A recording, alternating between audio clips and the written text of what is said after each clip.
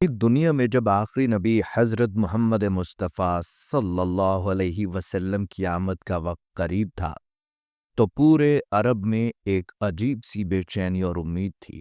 لیکن یہ بے چینی صرف لوگوں میں نہیں تھی، بلکہ ان کے آنے سے قبل ہی مختلف مذہبی کتابوں میں ان کی نشانیاں کھل کر بیان ہو چکی تھیں۔ عیسائیوں اور یہودیوں کی مذہبی کتابوں میں ان کا ذکر تھا۔ یہ بات پورے عرب میں گونج رہی تھی، وہ نبی جس کا آنا دنیا کے لیے ایک معجزہ تھا، ان کی آمد کے آثار اور نشانیاں لوگوں کی آنکھوں کے سامنے آنا شروع ہو چکی تھیں، اور انہی نشانوں میں سے ایک حیران کن نشانی تھی جو نستورہ راہب کے پاس تھی، جس سے وہ جانتا تھا کہ آخری نبی دنیا میں آ چکا ہے۔ اب آپ سوچیں گے وہ کیا نشانیاں تھی جو نستورہ راہب نے پہچانی؟ کس طرح نستورہ نے پہچان لیا کہ آپ صلی اللہ علیہ وسلم یعنی آخری نبی آ چکے ہیں؟ اور سب سے اہم سوال یہ ہے کہ نستورہ راہب نے آپ صلی اللہ علیہ وسلم کے بارے میں کیا پیش گوئیاں کیں؟ یہ سب کچھ آپ آج کی اس ویڈیو میں جانیں گے، لہٰذا ویڈیو کو آخر تک ضرور دیکھیے گا۔ اسی ویڈیو میں حضرت خدیجہ رضی اللہ تعالیٰ عنہ کی پیشگوئی بھی آپ جانیں گے کہ جب نبی صلی اللہ علیہ وسلم کو نبوت ملی تو حضرت خدیجہ رضی اللہ تعالیٰ عنہ نے آپ صلی اللہ علیہ وسلم کے بارے میں کیا پیشین گوئی کی تھی۔ ناظرین گرامی، سیرت کی کتابوں میں یہ قصہ یوں بیان ہوا ہے کہ حضرت محمد مصطفیٰ صلی اللہ علیہ وسلم 570 عیسوی میں ہجرت سے 53 سال پہلے حجاز کے ایک شریف و نجیب ترین عرب خاندان بنی ہاشم میں پیدا ہوئے۔ جیسا کہ تاریخ سے پتہ چلتا ہے کہ اس زمانے میں دنیا حیرت انگیز حد تک اخلاقی گراوٹ سے دوچار تھی، اور دن بدن جہل و نادانی کے بھنور میں پھنس کر اس کی حالت بد سے بدتر ہوتی جا رہی تھی، اور خاص کر جزیرہ نمائے عرب جس کے اکثر باشندے صحرا نشیں تھے اور قبیلوں کی صورت میں زندگی بسر کرتے تھے، تمام شہری حقوق سے محروم تھے۔ وہ لوگ کچھ خرافی اور بےہدہ افکار من جملہ اپنے ہاتھ سے پتھر لکڑی کے بنائے گئے بتوں کی پرستش میں زندگی گزارتے تھے، اور اپنے اسلاف کی تقلید کرنے، لوٹ کھسوٹ اور قتل و غارت کے علاوہ کسی قسم کا فخر و مباحت نہیں رکھتے تھے۔ آپ صلی اللہ علیہ وسلم ابھی پیدا نہیں ہوئے تھے کہ آپ صلی اللہ علیہ وسلم کے والد گرامی حضرت عبداللہ اس دنیا سے رحلت کر گئے، اور 4 سال کے بعد آپ صلی اللہ علیہ وسلم کی والدہ محترمہ کا بھی انتقال ہو گیا، لہٰذا آپ کی پرورش کی ذمہ داری آپ صلی اللہ علیہ وسلم کے دادا حضرت عبد المطلب نے سنبھالی۔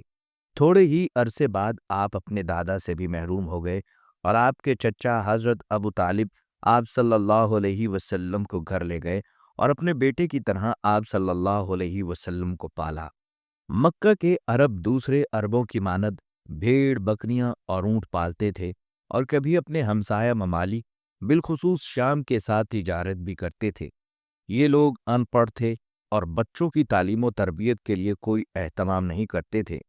حضور صلی اللہ علیہ وسلم اگرچہ ان کے درمیان زندگی گزار رہے تھے، لیکن بچپن ہی سے کچھ پسندیدہ اوصاف کی وجہ سے معاشرے میں امتیازی حیثیت کے مالک تھے۔ آپ صلی اللہ علیہ وسلم ہرگز بتوں کی پرستش نہیں کرتے تھے، جھوٹ نہیں بولتے تھے، چوری اور خیانت نہیں کرتے تھے، برے، ناپسند اور نامناسب کام انجام دینے سے پرہیز کرتے تھے، عقل و شعور رکھتے تھے۔ اسی لیے تھوڑے ہی عرصے میں لوگوں کے درمیان قابل توجہ محبوبیت حاصل کر لی، اور آپ صلی اللہ علیہ وسلم امین کے نام سے مشہور ہوئے۔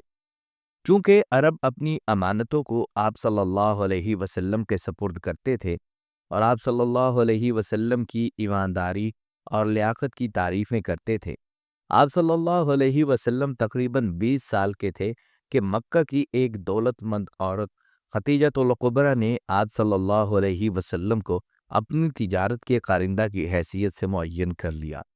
آپ صلی اللہ علیہ وسلم کی سچائی، اچھائی اور عقل و لیاقت کی وجہ سے اس تجارت میں کافی منافع ملا، اور فطری طور پر وہ آپ صلی اللہ علیہ وسلم کی شخصیت سے متاثر ہوئیں، اور آخر کار آپ صلی اللہ علیہ وسلم کے ساتھ شادی کرنے کی پیشکش کی۔ آپ صلی اللہ علیہ وسلم نے بھی اسے قبول کیا اور ان کے ساتھ شادی کی، اور اس کے بعد بھی برسوں تک اپنی شریک حیات کے ساتھ تجارت میں مشغول رہے۔ حضور صلی اللہ علیہ وسلم 40 برس تک لوگوں میں عام زندگی بسر کرتے تھے اور معاشرے کے ایک فرد کی حیثیت سے پہچانے جاتے تھے۔ فرق صرف اتنا تھا کہ آپ پسندیدہ اخلاق کے مالک تھے اور دوسرے لوگوں کی مانند بد کرداری میں آلودہ نہیں تھے۔ آپ صلی اللہ علیہ وسلم میں ظلم، سنگ دلی اور جاہ طلبی کا شائبہ تک نہیں تھا۔ اس وجہ سے لوگوں میں محترم اور قابل اعتماد تھے۔ جب عربوں نے خانہ کعبہ کی مرمت کرنا چاہی اور حجر اسود کو نصب کرنے کے بارے میں عرب قبائل کے درمیان اختلاف اور جھگڑا پیدا ہوا تو انہوں نے حضور صلی اللہ علیہ وسلم کو حکم دیا اور آپ صلی اللہ علیہ وسلم کے حکم سے ایک ابا کو پھیلا کر حجر اسود کو اس میں رکھا اور قبائل کے سرداروں نے ابا کے اطراف کو پکڑ کر اٹھایا اور آپ صلی اللہ علیہ وسلم نے اپنے ہاتھوں سے حجر اسود کو اس جگہ پر نصب فرمایا اور اس طرح قبائل کے درمیان کشمکش، لڑائی جھگڑا اور احتمالی خون ریزی کا خاتمہ ہوا۔ حضور صلی اللہ علیہ وسلم بعثت سے پہلے اگرچہ خدا یکتا کی پرستش کرتے تھے اور بت پرستی سے اجتناب کرتے تھے، لیکن بت پرستی کے عقائد سے مقابلہ نہیں کرتے تھے، اس لیے لوگ آپ سے کوئی سروکار نہیں رکھتے تھے۔ اس زمانے میں دوسرے ادیان کے پیروکار جیسے یہودی اور عیسائی بھی عربوں میں محترمانہ زندگی گزارتے تھے اور اعراب ان کے لیے کوئی مزاحمت پیدا نہیں کرتے تھے۔ ناظرین گرامی، جن دنوں حضور صلی اللہ علیہ وسلم اپنے چچا حضرت ابو طالب کے ہاں زندگی بسر کر رہے تھے اور ابھی بالغ نہیں ہوئے تھے، ان دنوں حضرت ابو طالب تجارت کی غرض سے شام گئے اور آپ صلی اللہ علیہ وسلم کو بھی اپنے ساتھ لے گئے۔ ایک بڑا قافلہ تھا۔ مال تجارت کے ساتھ لوگوں کی ایک بڑی تعداد تھی۔ قافلہ سرزمین شام میں داخل ہوا اور شہر بصرہ میں پہنچا۔ ایک دیر کے قریب پڑاؤ ڈالا اور خیمے نصب کر کے آرام کرنے لگے۔ اب یہاں ایک راہب تھا جس کا نام بحیرہ تھا۔ یہ راہب اپنے گرجے سے باہر آیا اور قافلہ کی دعوت کی۔ سب نے اس راہب کی دعوت کو قبول کیا اور گرجے میں گئے۔ حضرت ابو طالب بھی آپ صلی اللہ علیہ وسلم کو سامان کے پاس بٹھا کر دوسرے لوگوں کے ساتھ اس راہب کی دعوت پر چلے گئے۔ بحیرہ نے پوچھا، کیا سب آ گئے؟ حضرت ابو طالب نے کہا، سب سے چھوٹے ایک نوجوان کے علاوہ سب آ گئے۔ راہب نے کہا، اسے بھی لے کر آئیے۔ حضور صلی اللہ علیہ وسلم زیتون کے ایک درخت کے نیچے کھڑے تھے۔ حضرت ابو طالب نے آپ صلی اللہ علیہ وسلم کو بلایا اور آپ صلی اللہ علیہ وسلم بھی راہب کے پاس آ گئے۔ اس راہب نے آپ صلی اللہ علیہ وسلم پر ایک گہری نظر ڈالنے کے بعد کہا، میرے قریب آ جاؤ، میں تم سے کچھ باتیں کرنا چاہتا ہوں۔ اس کے بعد آپ صلی اللہ علیہ وسلم کو وہ ایک طرف لے گیا۔ حضرت ابو طالب بھی ان کے پاس گئے۔ راہب نے حضور صلی اللہ علیہ وسلم سے کہا، آپ سے ایک بات پوچھنا چاہتا ہوں اور تم کو لات و عزا کی قسم دیتا ہوں کہ جواب ضرور دینا۔ لات و عزا دو بتوں کے نام ہیں جن کی مکہ کے لوگ پرستش کرتے تھے۔ آپ صلی اللہ علیہ وسلم نے فرمایا، سب سے زیادہ میں ان دونوں بتوں سے نفرت کرتا ہوں۔ راہب نے کہا، تم کو خدا یکتا کی قسم دیتا ہوں، سچ کہنا۔ آپ صلی اللہ علیہ وسلم نے فرمایا، میں ہمیشہ سچ بولتا ہوں اور کبھی جھوٹ نہیں بولتا، آپ اپنا سوال کیجیے۔ راہب نے پوچھا، کس چیز کو سب سے زیادہ پسند کرتے ہو؟ آپ صلی اللہ علیہ وسلم نے فرمایا، تنہائی کو۔ راہب نے پوچھا، کس چیز پر زیادہ نظر ڈالتے ہو اور اسے دیکھنا پسند کرتے ہو؟ آپ صلی اللہ علیہ وسلم نے فرمایا، آسمان اور اس میں موجود ستاروں کو۔ بحیرہ نے پوچھا، کیا سوچ رہے ہو؟ حضور صلی اللہ علیہ وسلم نے خاموشی اختیار کی، لیکن وہ راہب سنجیدگی کے ساتھ آپ صلی اللہ علیہ وسلم کی پیشانی کو دیکھتا رہا۔ بحیرہ نے کہا، کس وقت اور کس فکر میں سوتے ہو؟ آپ صلی اللہ علیہ وسلم نے فرمایا، اس وقت جب آنکھیں آسمان پر جمائے ہوتا ہوں اور ستاروں کو دیکھتا ہوں، انہیں اپنی آغوش میں اور خود کو ان کے اوپر پاتا ہوں۔ اس نے کہا، راہب نے پوچھا، کیا خواب دیکھتے ہو؟ آپ صلی اللہ علیہ وسلم نے فرمایا، جی ہاں، جو خواب میں دیکھتا ہوں اسے بیداری میں بھی دیکھتا ہوں۔ اس نے کہا، مثلاً خواب میں کیا دیکھتے ہو؟ آپ صلی اللہ علیہ وسلم نے خاموشی اختیار کی اور بحیرہ بھی خاموش رہا۔ تھوڑی دیر رکنے کے بعد اس نے پوچھا، کیا میں آپ کے دونوں شانوں کے درمیان کچھ دیکھ سکتا ہوں؟ حضور صلی اللہ علیہ وسلم اپنی جگہ سے اٹھے بغیر بولے، آؤ دیکھ لو۔ وہ اپنی جگہ سے اٹھا اور آپ صلی اللہ علیہ وسلم کے قریب آیا۔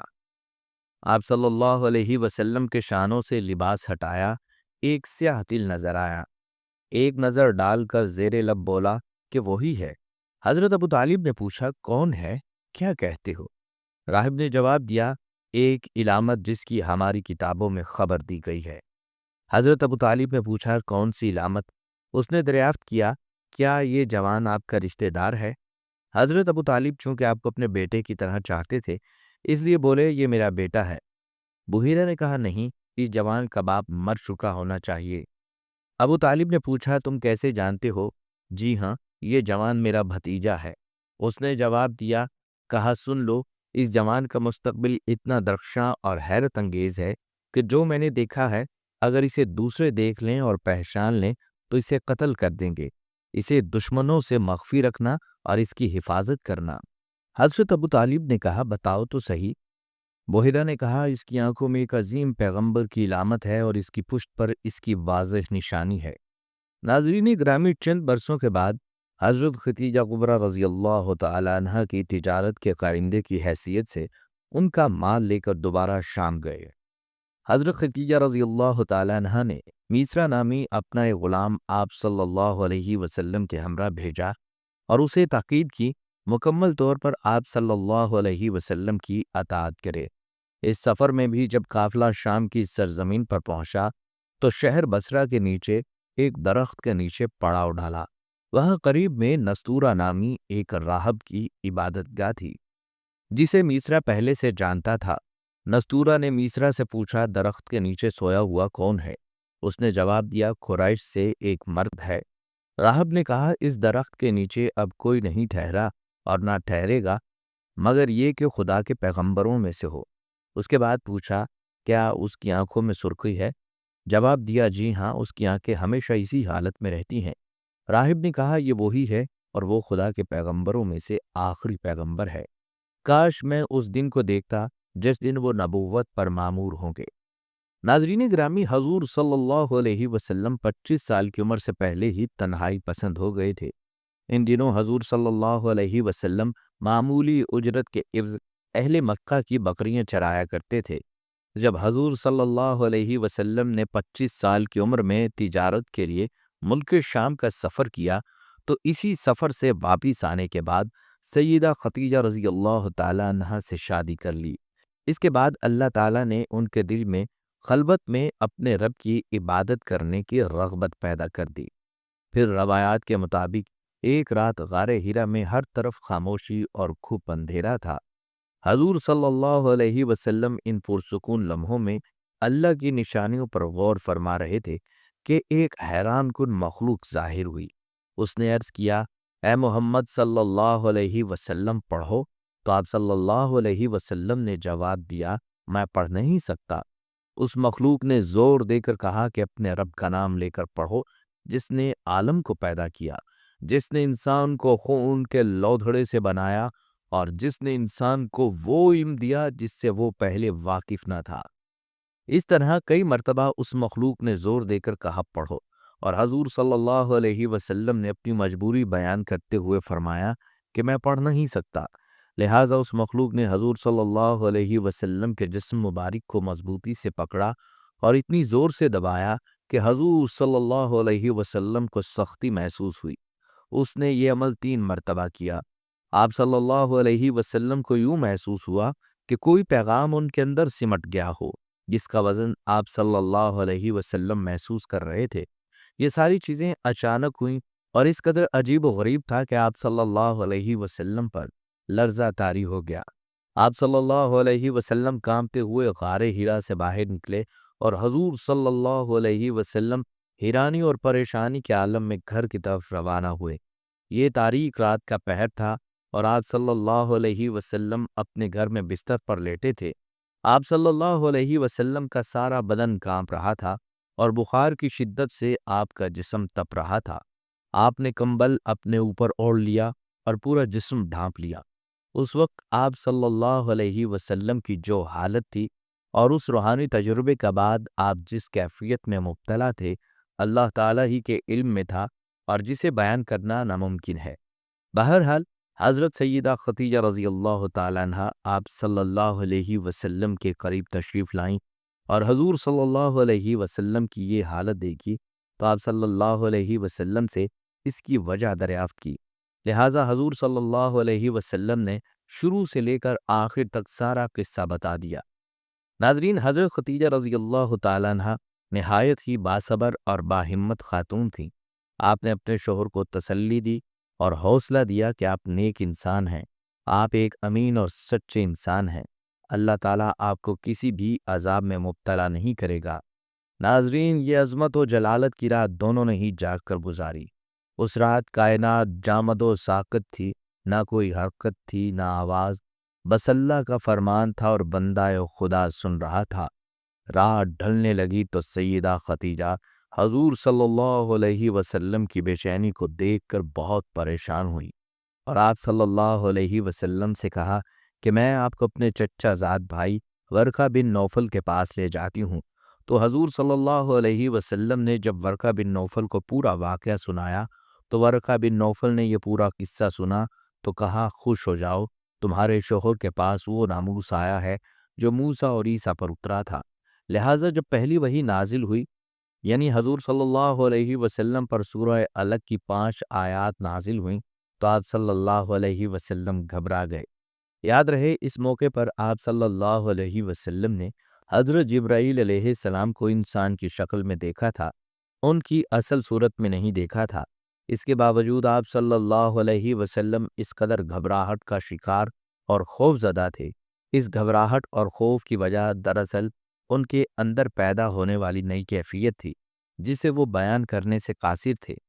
روایات میں آتا ہے کہ حضرت جبرائیل علیہ السلام آپ صلی اللہ علیہ وسلم کے پاس زیادہ تر ایک صحابی داہیہ قلبی رضی اللہ تعالی عنہ کی شکل میں آتے تھے۔